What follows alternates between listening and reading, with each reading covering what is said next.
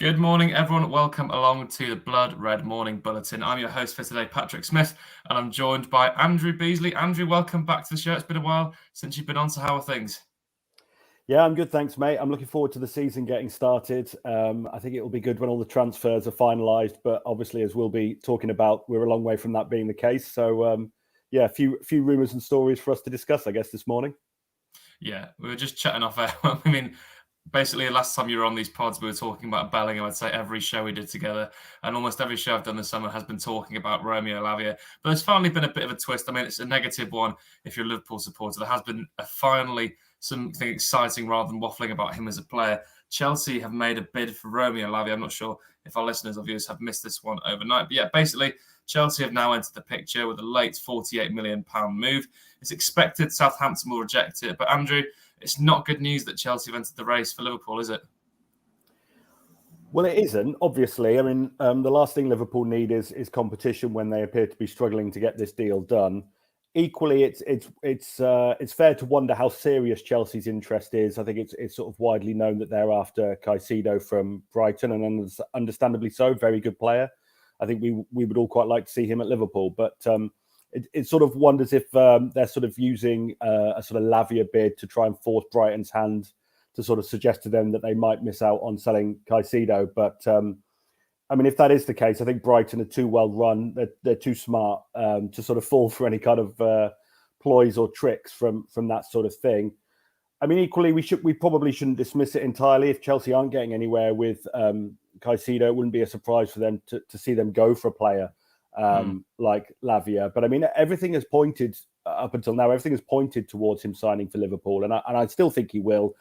This is just the sort of nonsense that goes on in the transfer window, and we just have to sit it out and sort of wait for the deal to be done. But clearly, there's a lot of unrest in the fan base about Liverpool not getting this deal done, and Chelsea swooping in, even if their bid is rejected, is only going to sort of push that further for people who are sort of upset about such things.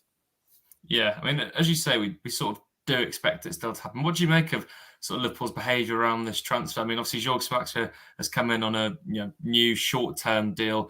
Liverpool are basically, I've been home this week with my family in Wales playing Monopoly, and I think my annoying negotiation tactics there have been more polite than Schmatke's with Southampton, to be honest. Yeah, I don't think Liverpool have really done too much wrong. I think, with first comment there is basically echoing what I was going to say. See, Jamie Carragher notably said that it's sort of embarrassing from Liverpool. I don't think it's embarrassing when you're dealing with, a player who's got, I think it's about 2,500 senior minutes, and that's his career. And Liverpool don't spend more than 50 million on a player very often. Like, this is a significant investment for Liverpool. So I can understand them wanting to pay a bit below that. And I think these are the sorts of things, I'm sure these sort of back and forth between clubs probably happens behind closed doors with every deal. It's just that these ones are leaking out into the public domain. And obviously with what's happened with Liverpool's midfield, basically lots of players left, 2 brought in. It just makes people more anxious and stuff like this. So I think if we get to September 1st, if that's when the window closes and the deal hasn't been done, I think then we can certainly talk about whether it's, embarrassing and how Liverpool have handled the situation. But as things stand, I'm comfortable with how they're approaching it. Lots of people won't be, and that's fine. But for me, I think this is slightly being blown out of proportion because every single negotiation deal of it seems to be leaking out into the public domain and onto Twitter and getting people riled up about it. Yeah, absolutely spot on. I agree with you there. I think, it's sort of the first Liverpool transfer I can remember in a very long time that has been so public. They're normally just done behind the scenes and the players announced out of absolutely nowhere. Remember when we signed Fabinho, it just came out of the complete blue. No one saw it coming. But just to be hypothetical then, let's say the Lavia deal does fall through. Who would you be looking to for a backup? Because there's every chance that Southampton turn around now and say, you know what, we're not doing the transfer with you. Who should Liverpool fall back on then in that case? All along, I've sort of liked what I've seen of Amrabat, but as I've said, it is such a small sample, his career to this point. All along, I've wanted them to sign a slightly more senior, defensive midfielder. Once it was clear that obviously Fabinho and Henderson were leaving. I don't have any sort of specific names. Somebody obviously like Amrabat has been linked in the past. I think someone like him would be fine. But it's a sort of difficult thing now as well, because obviously if you sign Lavia and you want to sort of bring him through gradually this season, that's fine in principle. But you probably have to sign a senior option for sort of 3 years, 4 years, and you want them blocking his path. So they're in a difficult position. Now, obviously, they didn't have to let Fabinho and Henderson go. I mean, I think with Fabinho, most people would accept with the money that was offered, it was probably right to take it. But, they've put themselves in this position. And while I'm not going to get annoyed about anything until the transfer window is over, I think they need to be bringing in a senior option to play there, even if they get Lavia. Specifically, I'm not too fussed, as I say, but they're going through all this to get Lavia, which sort of makes sense. But it's putting a lot of pressure on him.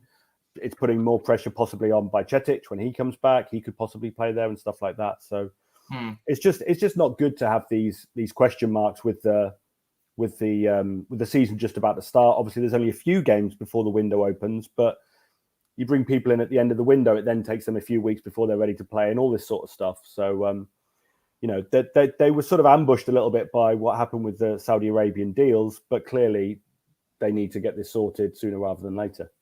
I think that's the point. They're so unprecedented, weren't they, the moves for Fabinho and Henderson? But my whole sticking point with Lavia, I mean, I agree in the sense that I don't think it's embarrassing that Jamie Carragher said. I think it's weird that it's gone public. But then also part of me says, why not just spend the 50 million that you're inevitably going to have to spend before they go to Singapore, so you can bed him in a pre-season tour.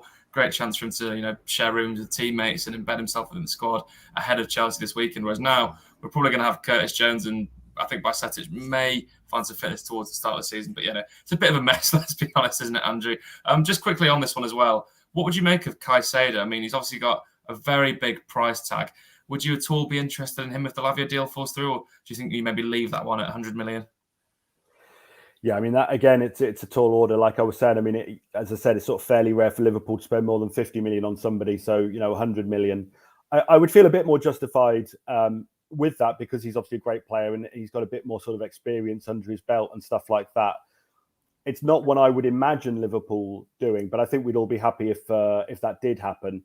And as you say, it sort of feels like, I think you're going to end up having to spend 50 million. So it's too far to call it embarrassing, but clearly going 46, 48 when you're inevitably going to pay 50 does seem a bit silly, particularly when you've had, I can't remember the exact figures, but basically 50 million for Fabinho and Henderson. Like, the money is there to cover that deal. So while I understand them trying to save a bit of money in view of the player, as we've said, it's getting to that point where it's like, well, just get him in, really, because you're going to pay. I think we all know that. So, as I say, not necessarily embarrassing, but I think we're reaching that point of just, come on, guys, let's get this done and move on, because really they need to bring in, ideally another midfielder, centre back, whatever it is. That there's still a couple of weeks of the window, but there seems to be this thing in football where you do one deal at a time. You can't possibly do another one until the first one's finished or whatever. So get this one through and then see what else is about, I guess. Maybe there'll be some classic Liverpool business going on in the background, and they'll actually announce another random player before Lavia. Maybe it's a big smoke screen after all. But yeah, I mean, heading into the season, about to have your first Premier League match without an orthodox defensive midfielder in your squad's a bit of a strange one. But hopefully they can get this thrashed out. Ideally before the end, obviously before the end of the window, but ideally, before the end of next week. I really hope they can get this one over the line, because they need an actual defensive midfielder in there. Because as good as Bajcetic is, he's actually more of a box-to-box player. He just played very well in the number 6 position last season. So hopefully they can sort that out. Another transfer room we'll talk about today is a midfielder that I am a huge personal fan of, but I'm not exactly sure about this transfer rumour.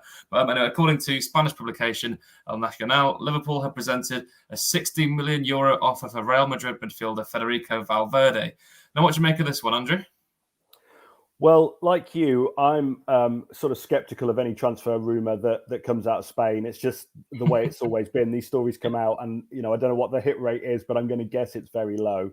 I mean, I think certainly if you had the choice of, they're not the same player, obviously, but like if you're looking at a sort of 50 million deal, do you go Lavia, do you go Valverde? I mean, obviously Valverde's so much more proven. Spanish League winner, Champions League winner, all these sorts of things, international experience.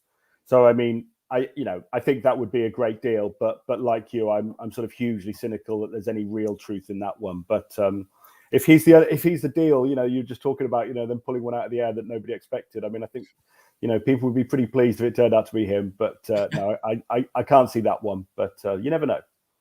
I was having a scroll through their website this morning, and also claims that Liverpool are going to offer 80 million euros for Tchouaméni if they can't get the Valverde deal across the line. So take both of those with a pinch of salt, viewers, if I were you. But yeah, I mean, he's a player that I would absolutely love to be at Liverpool. You know, the way the energy he has, the amount of running he does for Real Madrid in that midfield, he'd be an amazing player for Liverpool. But yeah, I'm not exactly sure he's what they need right now. And obviously, I don't see that one happening at all. I mean, why would Real Madrid let him go for only about £50 million?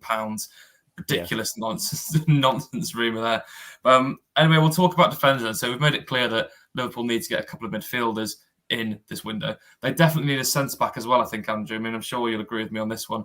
One of the main targets this summer was Benjamin Pavard, but there's lots of rumours, according to Sky Germany, that Manchester United basically have a verbal agreement with Pavard.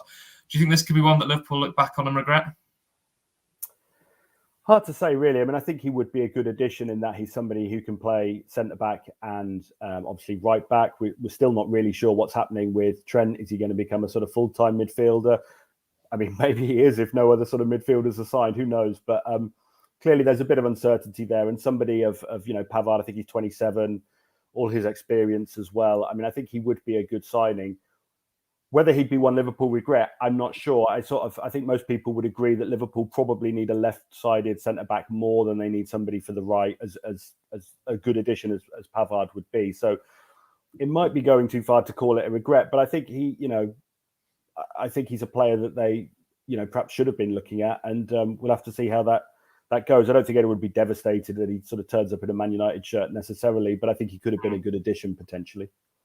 Yeah, I mean, you sort of answered the next question I was going to put to you there. I'll get you to elaborate on it. So we've seen, Timber and Pavard, very similar profile, can play centre-half and right-back. And we've also seen, Van der Ven, Gvardiol on the left-hand side. If you had to sign then, either a left-footed, left-sided centre-back or a centre-back who can also fill in at right-back, which one of those would you choose? Because it's likely that it's going to be one of the two this summer, isn't it? It is, yeah. I think they've got to be looking at the left side, really. I think as well with, you've got Robertson playing this sort. I mean, it's not really a centre-back role, is it? But obviously, it's all this with the three at the back, box midfield sort of thing. If they're going to persist with that, is Robertson really suited for that? I'm not sure he is.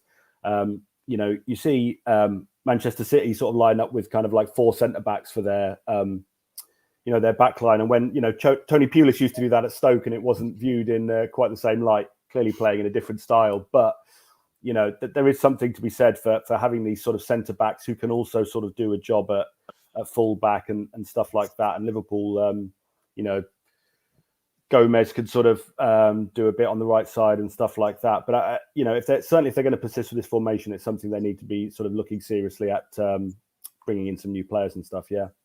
Yeah, I agree. I think the left-sided one is the absolute priority for me. An orthodox defensive midfielder, a left-sided, left-footed centre-back who can play in that role, sort of an understudy to Van Dijk as sorts, but then also playing, obviously, in that role in matches where we need him, because Robertson will struggle there, I think, at times this season. But yeah, as you said, Andrew, Tony Pulis walked, so Pep Guardiola could run with those four centre-backs in the back line, didn't he? But anyway, yeah, we'll leave the show there. Everyone, thank you so much for watching along with us on the Blood Red YouTube channel and Liverpool.com, Facebook and Twitter. We are live every weekday at 10 a.m. with a show, and we've got loads of content across the Echo and Liverpool.com ahead of Liverpool's trip to Chelsea on Sunday. But for myself, Patrick Smith, and Andrew Beasley, thank you so much for joining us, and we'll catch you again soon.